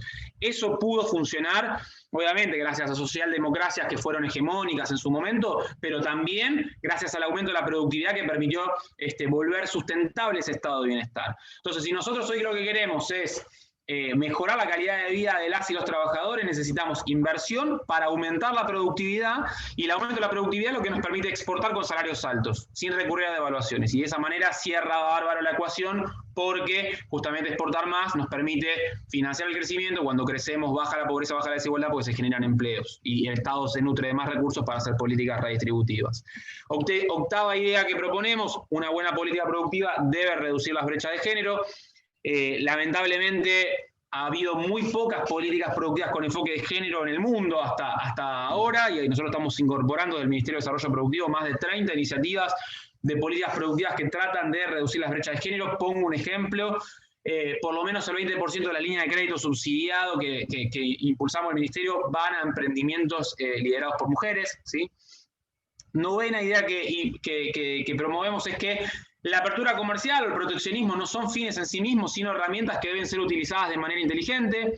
En ciertas cadenas, en ciertos casos conviene la apertura, en ciertos casos conviene la protección, o una inserción inteligente al mundo. Cuando se hace apertura total, se daña muchas veces parte del tejido productivo y se destruyen capacidades, y a la vez una economía hiperprotegida también tiene sus problemas. Se generan, digamos, escasos incentivos a la mejora y la innovación. La competencia en cierto punto es buena, pero hay que saber administrarla. Y por último, creemos que toda política de desarrollo productivo debe ser una política de desarrollo regional. En ese sentido, Argentina tiene 3 grandes desigualdades de clase o de ingresos, desigualdades de género y desigualdades territoriales, donde tenemos un área metropolitana de Buenos Aires, una ciudad autónoma de Buenos Aires con un ingreso por habitante que es 6 veces mayor al que tiene Formosa o Misiones, y esas brechas territoriales tenemos que sí o sí reducirlas porque no las hemos podido reducir en 200 años como país, pero en ese sentido las políticas productivas tienen que tener muchísimos incentivos para reducir las brechas territoriales. Dicho esto, me quiero detener un poquito, y ya con esto para ir cerrando, en esto de la grieta productiva, ¿no? Esta idea que se discute permanentemente sobre si Argentina tiene que ser un país con industria y dejar de lado los recursos naturales y viceversa. Nosotros lo que proponemos es que esa es una falsa grieta. Y me interesa mostrarles un ejercicio que en su momento hicimos con una colega en unas encuestas el año pasado, donde lo que preguntábamos es: ¿qué es lo primero que se te viene a la mente cuando lees la palabra campo? ¿Sí? Y también preguntamos qué es lo primero que se te viene a la mente cuando lees la palabra industria nacional. Piénsenlo un segundito, ¿sí? Tómense 3 segundos para pensar qué es lo primero que piensan cuando piensan en campo y qué es lo primero que piensan cuando piensan en industria nacional. 1, 2, 3, y acá les muestro los resultados. Esto es lo primero que se viene a la mente con la palabra campo. En los votantes del centro para la izquierda, esto es que en las últimas elecciones optaron por Alberto Fernández o Nicolás del Caño, la principal palabra que se viene en la cabeza de campo es oligarquía. Después viene Vaca Soja, después viene Garca, ¿sí? Y en el caso de los votantes del centro para la derecha, esto es de Macri, de Spert y de Gómez Centurión, la primera palabra que viene a la mente es trabajo, después Vaca, después paz. Es decir, claramente hay representaciones colectivas respecto a la palabra campo que son muy disímiles. Para una parte de la población el campo es algo muy cuestionable, y para otra parte hay claramente connotaciones positivas. Ahora miremos lo que pasa con industria nacional.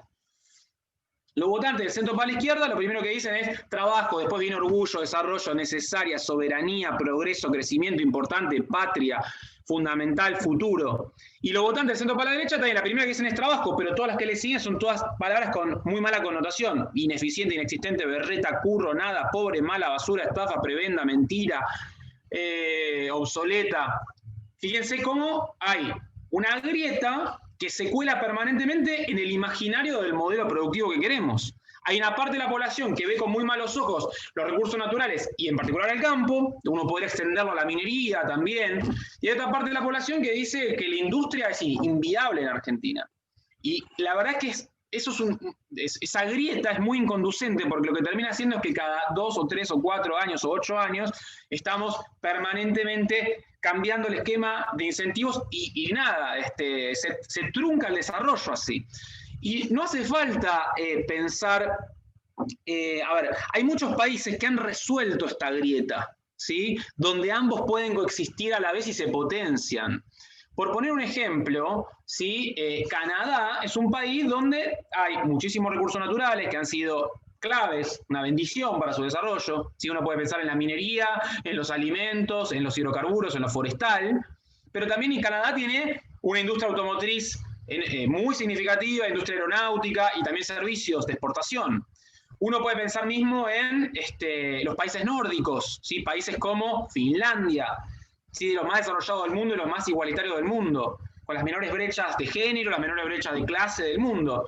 ¿Qué pasa en Finlandia? Tenés un complejo forestal muy grande, tenés una industria muy grande de maquinarias ligadas a la industria forestal, pero también tenés Nokia, que es una empresa de telecomunicaciones y servicios basados en el conocimiento. Uno puede pensar en España, país que tiene una industria automotriz muy importante, una industria metalmecánica muy importante en el País Vasco, y todo eso coexiste con una industria alimenticia de alto valor agregado y con un recurso natural que es fundamental en su modelo de desarrollo, que es el sol y la playa, que es el turismo en definitiva. Uno podría decir lo mismo de Estados Unidos, país que tiene muchísima producción de alimentos, donde la minería fue fundamental en su industrialización en el siglo XIX, que hoy es un jugador mundial en la tecnología del fracking y además con muchísima industria y ni que hablar servicios intensivos en conocimiento. Y podría seguir mencionando muchos países. Entonces, ya un poco a modo de cierre, nosotros lo que planteamos es que deberíamos acabar con la grieta productiva que es inconducente entre el recurso natural y la industria de los servicios. Los recursos naturales, yo lo que creo es que tan lejos de ser una maldición, o sea que aparece un recurso natural que no lo vamos a explotar. Digamos, por poner un ejemplo de un caso que yo estudié mucho para la mi tesis doctoral, que es Noruega, el país más desarrollado del mundo, más todavía que Finlandia. Noruega era un país desarrollado hasta fines de los 60, descubre petróleo en el Mar del Norte y hoy es el país más desarrollado del mundo gracias al petróleo. ¿Sí? En un país desarrollado pasa a ser el más desarrollado de todos. Y ahí lo que es importantísimo es qué políticas hacemos con los recursos naturales, cómo los administramos, qué hacemos con esas rentas, cómo las distribuimos, cómo las hacemos sustentables, qué estándares ambientales ponemos. Ahora, demonizar recursos naturales, demonizar actividades productivas, para mí es un pecado capital fundamental que lo que nos va a hacer es seguir girando en falso como lo venimos haciendo hace 4 décadas. Del mismo modo que digo, es terrible demonizar a la industria o es terrible demonizar a ciertos servicios. Todos tienen su lugar en el desarrollo argentino y en ese sentido es fundamental que se entronquen más y obviamente en el caso de los recursos naturales que tengamos estándares ambientales importantes para cumplir con el consenso 5 que también decíamos, ¿no? Esto de la dimensión ambiental de las políticas productivas. Ahora, ¿qué vamos a hacer? Bloquear el desarrollo de actividades que generan empleo, que generan economías regionales, que generan exportaciones y que esas exportaciones son las que después nos permiten financiar la movilidad social ascendente. ¿Eso vamos a hacer? Hoy se discute mucho el tema porcino en Argentina, con una serie de fake news que están armando, que son terriblemente mentiras, sobre una actividad que es mucho menos extractiva que otras actividades, porque justamente la producción porcina es agregar valor a nuestra producción de soja y maíz, porque en lugar de exportar el maíz y la soja, le damos de comer a los chanchos para exportar por 8 o 10 veces más valor por tonelada, generando empleo en provincias periféricas que tienen severos problemas para generar empleo de calidad, ¿sí? Y eso, justamente, si queremos cerrar brechas territoriales, proyectos como el porcino, por ejemplo, tienen un potencial muy grande en provincias del NOA o del NEA, ¿sí? Que además pueden traccionar mucho a la industria de materiales para la construcción de granjas, ¿sí? Un montón de pymes proveedoras del sector, y donde también es fundamental que el sistema científico y tecnológico se imbrinque por lado de lo que tiene que ver con servicios veterinarios para la producción porcina, para lo que tiene que ver con la detección de alertas tempranas para evitar problemas, etc. Pero se armó toda una campaña del miedo, que es absolutamente falsa, tratando de bloquear un proyecto que puede generar muchísimas exportaciones a Argentina, muchísimo empleo, muchísimas desarrollo territorial. Y recordemos, las exportaciones a veces nos parecen lejanas, ¿sí? Porque por ahí no las vemos, porque nosotros somos habitantes de las ciudades, muchas veces de ellos, o no trabajamos en una empresa exportadora, porque hay muy poquitas empresas exportadoras en Argentina. Ahora, la movilidad social ascendente solo es posible si exportamos más. Vuelvo a decirlo. ¿Por qué? Porque cuando queremos que el salario real suba y suba el consumo, necesitamos importar, y para eso necesitamos exportar. Entonces, y en ese sentido, ¿por qué vamos a oponernos a una iniciativa que tiene un potencial muy grande? Obviamente con todos los cuidados, desde ya. ¿Pero por qué vamos a armar campañas de demonización de actividades productivas? Lo mismo uno podría decir de la minería, de vaca muerta, etcétera. Yo creo que no alcanza solo con esos sectores. No alcanza un modelo de desarrollo solo con lo agroindustrial, con la minería, con los hidrocarburos, o con la pesca, que son todo, o con la acuicultura, que son un montón de actividades que tienen un potencial muy grande. Creo que la industria y un montón de servicios son fundamentales. La economía del conocimiento es fundamental. Pero de vuelta, si dejamos de pensar en esta lógica de suma cero, donde siempre uno es pensa de otro, y pensamos en una lógica de ampliación, ¿sí? Y de generación de sinergias entre los distintos sectores, podemos pensar más en un modelo de desarrollo a la Finlandia, a la Canadá, a la España, o a la Francia, o muchos otros países desarrollados que claramente tienen menores niveles de pobreza y desigualdad e informalidad laboral que nosotros. Entonces, un poco a modo de cierre, yo creo que nada, los recursos naturales no son una maldición, ¿sí? si hay una muy mala gobernanza de los recursos naturales, sí pueden serlo, como puede pasar en algunos países, por ejemplo, de Oriente Medio, que ha pasado, digamos, con enormes excedentes y que han tenido grandes dificultades para volverse en proceso de desarrollo inclusivo, o mismos algunos países de África, pero claramente la clave es una mejor gobernanza de los recursos naturales. Pero, digamos, en términos futbolísticos, dame los recursos naturales en mi equipo porque claramente son un jugador fundamental. Así que bueno, con eso cierro y gracias por la atención y perdón si me extendí en el tiempo. Gracias. Muchas gracias, Dani. Muy interesante. La verdad que todo lo que contás deja muchísimo para discutir, para intercambiar. Les cuento que en nuestro chat tiene mucha intensidad de intercambios y de consultas que ahora vamos a habilitar. Y a partir de lo que vos contás, Daniel, bueno, nobleza obliga, tengo que decir que yo voté en esa encuesta y creo que con una de las estigmatizaciones que hay sobre algunos de los sectores productivos, tengo que ser sincero. Pero bueno, creo que está muy bueno lo que vos mostrás, porque con datos muy concretos del imaginario que nos envuelve a nosotros, aún los que por ahí nos interesan estos temas y nos ocupamos de estudiar o de actualizarnos en torno a ellos, a veces estamos atrapados por esa grieta productiva, ¿no? Así que, bueno, gracias, Daniel. Bien, les decía, hay muchos intercambios en el chat. Yo naturalmente voy a dar lugar, voy a tratar de hacer una síntesis. Lamentablemente no podemos por una cuestión de tiempo enunciar todos. Tenemos tiempo hasta las 7 de la tarde.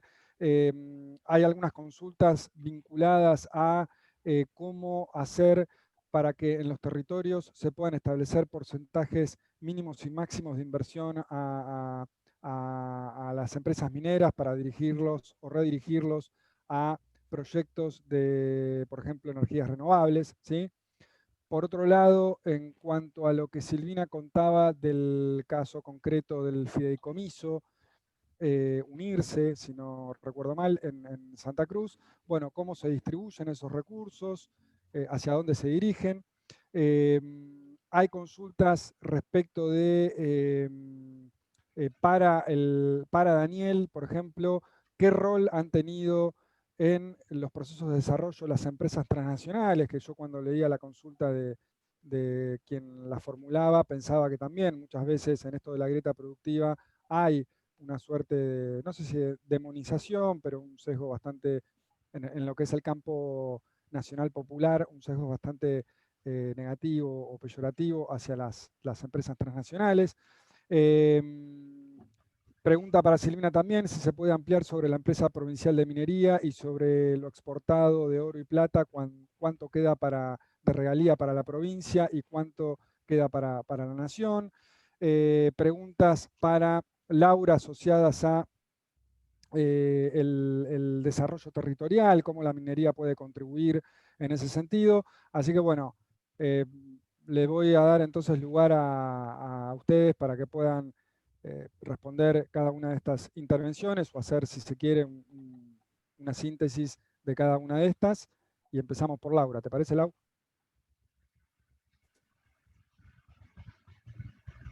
Bueno, muy nutrido, muy lindo. Vamos a tratar de resumir. Gracias, Dani. Siempre un placer formar parte del mismo equipo.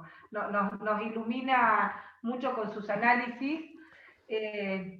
¿Podés poner un segundo, una que no pusiste, que sí resume todo, la anterior a las conclusiones? ¿Podés compartir la de la situación actual de países clásicos no innovadores a industriales innovadores? Sí. Ahí lo pongo, pasa que me estaba accediendo y lo salteé, pero... Sí, lo sabía, por eso.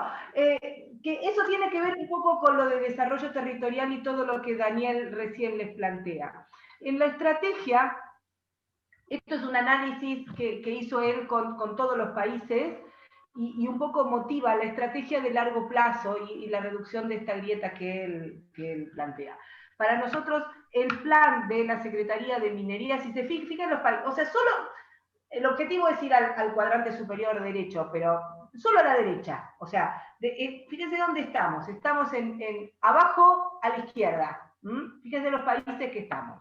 tal cual él dice, hay algunas situaciones de desequilibrios estructurales de nuestro país, restricción externa que me condiciona, un montón de cosas. La minería como uno de los recursos naturales potencial, identificado y demás, en una lógica tal cual planteamos, tanto en mi presentación, creo que como en la de Silvina y en la de Daniel, los tres en eso coincidimos, en que es una oportunidad. Dependiendo del Estado y de la actuación, tanto de la política pública, nacional, provincial, de lo que tengan que hacer los empresarios responsablemente, de lo que tengan que hacer las organizaciones de la sociedad civil en sus roles de ciudadanos responsables de su territorio, y con esto trato de contestar lo que fui viendo en el chat respecto al desarrollo territorial, creo que es una oportunidad. Los países, tal cual, en términos de ese modelo, digamos, ¿cómo llego al largo plazo? El largo plazo lo vamos haciendo todos los días. En actividades como la minería, donde hoy tengo que estar pensando y definiendo y ayudando a que esa oportunidad se despegue y estos capitales asuman ese riesgo y toda la cadena de valor completa se logre desarrollar, porque procesos de sustitución de importaciones intentamos varias veces, tenemos muchas lecciones aprendidas de lo que no hay que hacer de varios de esos lugares, entonces hay que ser muy responsable, creo que es para reflexionar mucho, tiene mucha cabeza, mucho tiempo, cada uno de los 10 puntos que Daniel pensó. Rescato esto de cada territorio con su gente en espacios de escucha activa, bajando la soberbia desde quienes estamos en funciones por ahí políticas, sí asumiendo la responsabilidad de los espacios que tenemos y diseñando con los beneficiarios y con los territorios cada vez más políticas que fomenten esta co-construcción de los modelos de desarrollo a partir de la industrialización innovadora, no solo tecnológica, sino social, en procesos sociales bien innovadores, que incluya a todos, que desaparezca esta grieta productiva. O sea, a disposición, desde los espacios que tenemos, las puertas abiertas de la Secretaría de Minería y del Ministerio de Desarrollo Productivo para la academia, para el ciudadano, para el productor, para todos.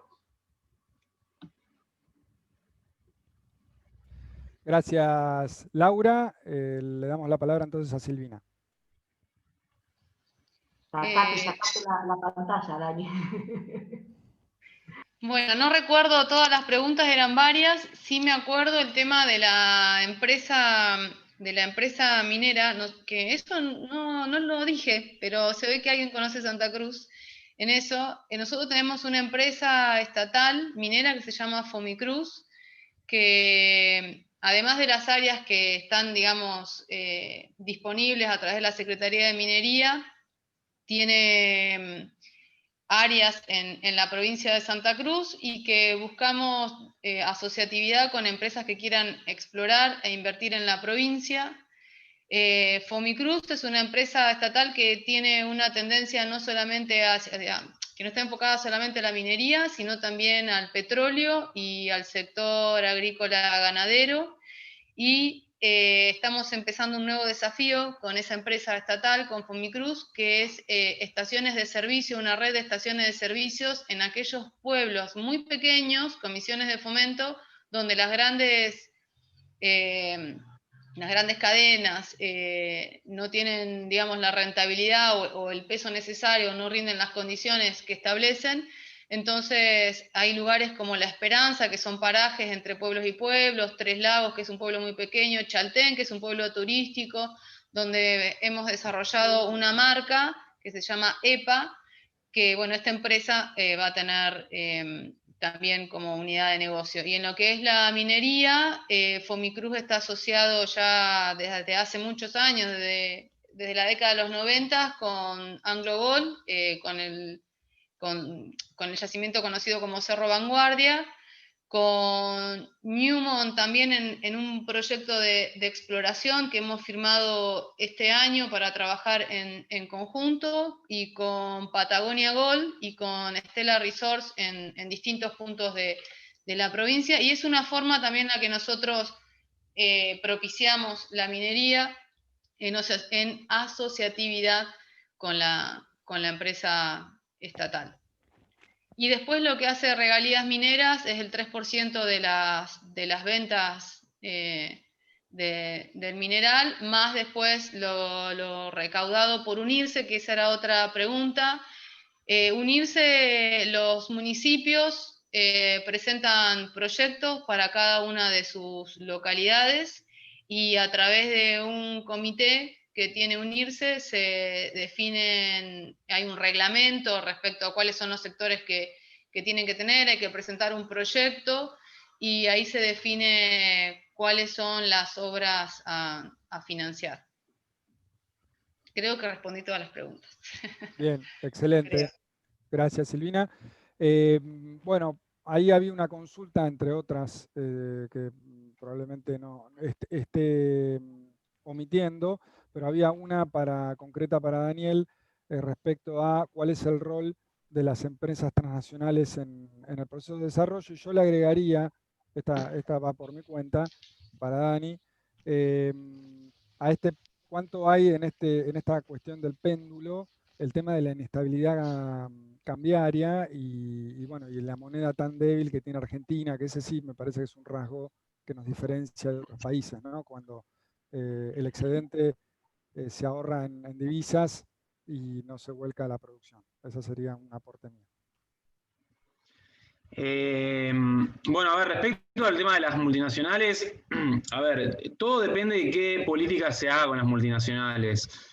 Hay países que las multinacionales han sido importantes en el desarrollo, con políticas generalmente muy proactivas también de parte del Estado para lograr que las multinacionales se imbrinquen con el resto del aparato productivo, ¿sí? Para que las multinacionales sean fuentes de transferencia de tecnología.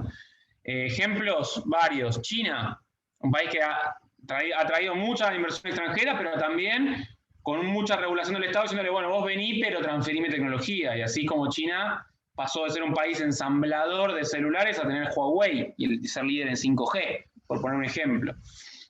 Noruega mismo, históricamente Noruega consideró al capital extranjero como un mal necesario. ¿Sí? Me parece una definición interesante. La ciudadanía consideraba, bueno, mirá, el capital extranjero tiene la tecnología, tiene fondos para desarrollar una actividad y también el Estado pidiéndole a las multinacionales cierto tipo de regulaciones, o sea, y también que transfieran parte de sus activos tecnológicos a el territorio, digamos. Entonces, en ese sentido, las multinacionales pueden ser una gran estrategia de desarrollo, todo depende de qué se haga con eso. Singapur, otro país que tuvo muchísima atracción de multinacionales y junto con muchas empresas públicas. Ahora, si las multinacionales son solamente una cosa así, digamos, de enclave, digamos, donde viene una empresa multinacional y lo único que hace es ser una plataforma de exportación sin ningún tipo de imbricación con el resto del territorio, tenés un problema, porque las economías de enclave, por ejemplo México en cierto punto, y bueno, tenés dos realidades muy distintas, una parte que están en súper globalizada y con estándares productivos altos, y otra parte coexistiendo con niveles, digamos, de informalidad muy altos que no se conectan entre sí. Entonces yo diría, las multinacionales pueden ser importantes para el desarrollo con un Estado que canalice que las multinacionales se imbrinquen con lo local. Un ejemplo muy exitoso de una multinacional que es fundamental en el desarrollo argentino es Toyota, ¿sí? Toyota es una de las empresas, la principal empresa automotriz de Argentina, explica casi la mitad de las exportaciones automotrices de Argentina, y tiene una estrategia de inversión que apostó muchísimo por el desarrollo de proveedores PYME. Y en ese sentido es una empresa que tiene una competitividad enorme, porque es la más exportadora automotriz con estándares productivos de clase altísima. Tiene, digamos, las pymes que trabajan con Toyota mejoran mucho su productividad trabajando con Toyota, es como una lógica de maestro-aprendiz de alguna manera, ¿sí? Porque bueno, hay mucha interacción y ahí Toyota les exige cosas que hace que las pymes vayan subiendo sus estándares y aprendiendo a producir mejor, y eso es un juego muy virtuoso. Necesitamos muchas Toyotas en Argentina. Y eso tiene hay varios miles de proveedores pyme y sueldos de 6 dígitos en empresas como Toyota, digamos, sueldos muy de elite el sector automotriz en general, y Toyota en ese sentido también tiene sueldos altos con exportaciones muy altas, y en parte tiene que ver con ese juego virtuoso. Entonces no es cierto que las multinacionales, entiendo que las miramos con desconfianza, yo históricamente las miré con desconfianza, cuando uno estudia un poco mejor los procesos de desarrollo, en realidad las multinacionales, uno diría la pregunta es, depende, qué se haga con ellas. Y después, respecto a tu pregunta, Arturo, sí, yo diría que el problema cambiario, acá retomo algo de lo que dijo la vicepresidenta el lunes pasado en su carta, el tema cambiario en parte es un problema de una falta de acuerdo, si querés, político estructural, que hace que permanentemente estemos en disputas permanentes por el rumbo productivo, por la distribución del ingreso. En la medida en la cual eso se pueda zanjar y vas a poder probablemente quitarle un poco de volatilidad al tema. Después obviamente importan los incentivos cambiarios, o sea, los incentivos, digamos, a quedarse en pesos, porque muchas veces también es cierto, Argentina tiene una moneda débil porque históricamente quien apostó al peso perdió y las tasas de interés en pesos fueron bajas, entonces en ese sentido obviamente quien apuesta al peso tiene que ganar, y en ese sentido tasas de interés, plazos fijos a buena tasa, que no pierdan contra la inflación, por ejemplo, son un buen instrumento. Este año, por ejemplo, los plazos fijos no vienen perdiendo contra la inflación. Pero bueno, lleva mucho tiempo y creo que en el fondo hay un tema ahí más estructural que hay que ver cómo se puede resolver.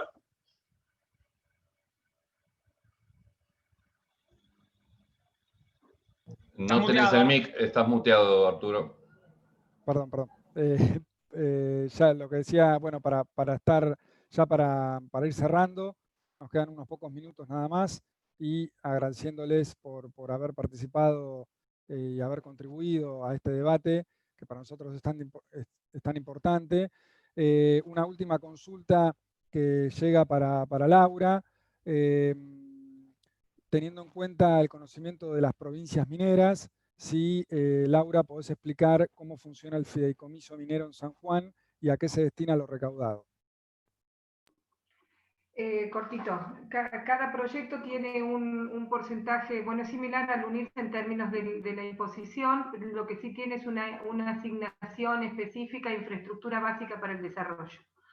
Claramente, bueno, San Juan en los proyectos que tuvieron en los últimos 10, 15 años cambió. ¿Se acuerdan que cuando charlábamos al inicio yo les contaba ese cambio no solo fue en términos de Producto Bruto, sino que, o sea, hoy tenés 2 productos brutos, sino que, por ejemplo, las terminales en infraestructura eléctrica, fue a redes de energía eléctrica, fue a caminos, fue a rutas, fue a escuelas, fue a obras civiles, básicamente. Yo lo denomino infraestructura básica para el desarrollo. Permitió dar conectividad, establecer lo que Daniel planteaba en términos de las desigualdades territoriales. Y lo charlábamos bueno, Silvina dio ejemplos muy claros de la Patagonia, de la meseta, de cada uno de los puntos del macizo. Yo en personal trabajé unos 18 meses antes de entrar al gobierno en la meseta, y la verdad que lo que ella dijo no es menor. Me tomé un avión o a Comodoro o a Puerto o a Río Gallego, y literalmente en un julio lo hice y fue muy bien el que me lo hizo hacer en colectivo, por las rutas, viendo cada uno de los 4 puntos del macizo deseado, las comunidades de Perito, de Puerto Deseado, de Comodoro, de Gregores. Lo mismo pasa en San Juan, con Tutcum, con Hacha, lo mismo pasa en Catamarca, lo mismo pasa en La Puna. O sea, estamos hablando de una Argentina que tiene en cada uno de esos territorios y en las comunidades cercanas líderes comunitarios, organizaciones, ciudadanos que no tenían ni conectividad ni nada. Les dio la oportunidad. Cuando hablaba al principio yo de que vayan y escuchen a cada una de las personas de esos territorios qué quieren hacer, y denle la oportunidad a ellos decidir qué es lo que quieren hacer. Esa Toyota que recién contaba Daniel, yo se lo puedo decir, que hoy ya son pymes sanjuaninas, pymes santracruceñas, pymes de Catamarca, con 15, 20 años, hay capacidades instaladas en territorio, en servicios industriales específicos, y hoy ya hay muchas cosas que se exportan. Cuando Daniel hablaba de Noruega, Tranquilamente, hoy en ese sentido están exportando servicios. No solo se agota prospectando, desarrollando una mina, cierre y poscierre, con todas las condiciones y la tecnología puesta, aplicada a ser económicamente más eficientes en lo productivo, sino también a poder exportar esos servicios. Silvina decía, ahora con la pandemia tengo todo este registro, sé quién entra y quién sale, porque empezamos a tener ese tipo de cosas. O sea, podemos trabajar puertas, y ella también desafiaba a decir, muchas cosas se pueden hacer dentro del territorio, muchas cosas se pueden hacer regionalmente, muchas cosas Argentina ya puede exportar a otros lados. En la carrera del trabajador minero, los primeros puestos lo tenían peruanos y chilenos, hoy ya no necesariamente tiene que ser así. Tenemos nuestra propia tecnología, tenemos un salto a una modernización de la actividad, hacerla más segura, ¿no? Creo que el desafío, por eso para mí me abrió mucho la cabeza esta mirada de fuera del bosque con ese cuadro de Daniel en términos de decir, ¿dónde estamos? Estamos produciendo bienes y servicios de manera clásica. Podemos ir a procesos de innovación técnicos, sociales. Acá hay muchos profesionales de las ciencias sociales que pueden ayudar, las grandes escuelas, las universidades, la de la Patagonia Austral, la de San Juan en nuestro caso, la de Tucumán o la de Salta, la de cada una de las 23 provincias, repensar modelos de desarrollo para nosotros, para nuestros hijos, en nuestros territorios. Esta oportunidad es una bendición, tal cual dijeron todos los interlocutores. Tiene que haber un Estado presente, no solo es desde el punto de vista de lo recaudatorio lo que queda, o del empleo directo, sino de la oportunidad de que repensemos qué queremos hacer sobre esa dinámica. Me permite hacerlo virtuoso. Bueno, gracias Laura, gracias Silvina, gracias Dani por este tiempo, por estos aportes. Me parece que algo que nos queda claro a todos y todas es que, como decía también Daniel, pero creo que es extensible a los aportes que hicieron Silvina y Laura, no, es una invitación a no estigmatizar ninguna actividad productiva. Argentina obviamente necesita encarar un proceso de desarrollo basándose en todas sus fuerzas productivas, y bueno, los recursos naturales están ahí, los tenemos, los podemos aprovechar. Claramente hay elementos hoy que están asociados a la explotación de recursos naturales que no se pueden desconocer. El tema de la sustentabilidad ambiental es uno de ellos. El tema de género es algo muy importante, decía Silvina. No es menor tener aquí a dos funcionarias que trabajan lo productivo y que trabajan lo minero, que son sectores altamente masculinizados y que hoy ellas encabezan en cada jurisdicción. Y creo que son elementos que tenemos que tener en cuenta para pensar un desarrollo que apuesta a la inclusión social, que apuesta al ahorro distributivo y que apueste a sostenerlo en el tiempo, que es lo más importante. Así que bueno, yo les agradezco a todos y todas, ya llevamos 2 horas de encuentro, los invito a que mañana continúen en el 5º Congreso Nacional de Estado y Políticas Públicas. Vamos a tener desde la mañana hasta la noche prácticamente diversos paneles. Mañana viene Dilma Rousseff al Congreso, por ejemplo, mañana va a estar Juan Carlos Monedero en el Congreso y vamos a seguir debatiendo e intercambiando con el Ministro de Educación y tantos otros expositores y expositoras otra jornada de reflexión para seguir aportando desde las ciencias sociales a el estudio del Estado, de las capacidades estatales y de la gestión pública. Así que muchas gracias y buenas tardes. Muchas gracias. Muchas gracias a todos. Hasta luego. Hasta luego. Gracias, muchas gracias. Adiós.